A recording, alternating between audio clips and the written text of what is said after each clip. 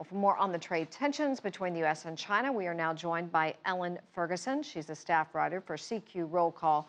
Welcome to the broadcast, Ellyn. Thank you, Susan. So ZTE, a flashpoint right now in negotiations, but it looks like Mr. Trump has extended this olive branch to ZTE. Is this a nice backdrop ahead of this week's negotiations? Well, I think it's hard to tell, but what I would say is it represents sort of the interrelationship of trade. While President Xi is concerned about jobs lost in China, the United States has companies that were selling parts to ZTE who have been punished along with the company because one of their buyers can no longer buy from them.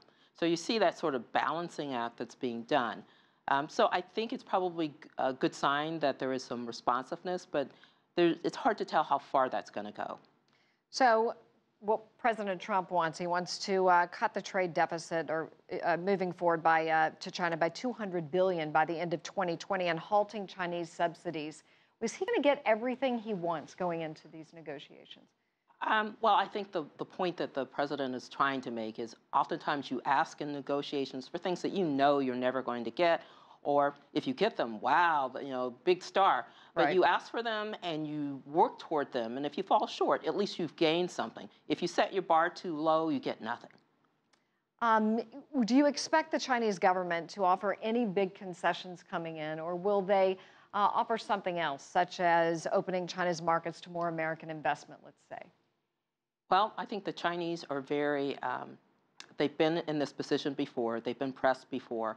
I don't know that the Trump administration would take promises of future actions. I think the Trump administration would want to see something concrete. How big that concrete step has to be, I don't know.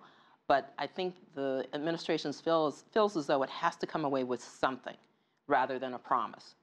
This is really a listening tour for the American companies as well. We've got Best Buy, HP, U.S. Steel, lobbying groups like the National Retail Federation, the Association of Manufacturers. They're all going to be weighing in. How critical is their input?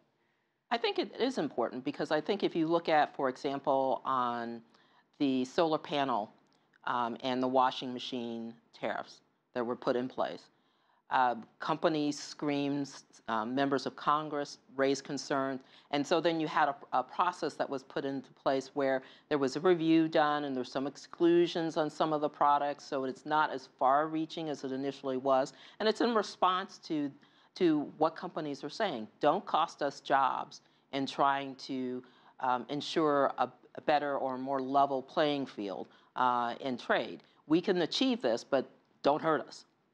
So the U.S. government has published a list of, 1,300 Chinese exports that it plans to target with tariffs of 25%. So we were talking about ZTE, obviously, and there was something in this for President Trump to back off this a little bit and look for another way to punish the company. Will he be looking for his best interests with these 1,300 Chinese companies as well? I think with the products that they've listed, they're looking for some leverage. Where they're going to find that balance, I don't know, because I've seen companies that have been affected by what's on the list. A lot of it's sort of technical stuff. There are medical companies going, look, if you increase the price of this component that I use in vaccines or I use in my medical device, you're going to increase the cost of health care. I've seen letters sent in by smaller companies that say, great, I'm not directly affected by this, but there's this ripple effect through the industry, and I see my cost of operations, my cost of doing business rising. So yes, I want you to go after China, but again, the messages don't hurt me. And then I think you also have to look at what lawmakers in Congress are saying. I think Republicans are wary of taking the president on or challenging him, but they have not been shy about highlighting areas in their states or in their districts that are going to be affected, adversely affected, and then they provide examples. And they've been talking to the president, they've been talking to the president's officials and members of his cabinet. No doubt, American companies want to levy the playing field as well, but not at a cost to their bottom line. Yes. And politically, we've got the midterm elections coming up. How does President Trump navigate this situation by holding his own with China, but not hurting the American companies as well? If I had that answer, I'd probably be part of the cabinet, or I would be shelling, having people. It will be considered, though, is what you're saying. It will be a big factor. I think so, of course.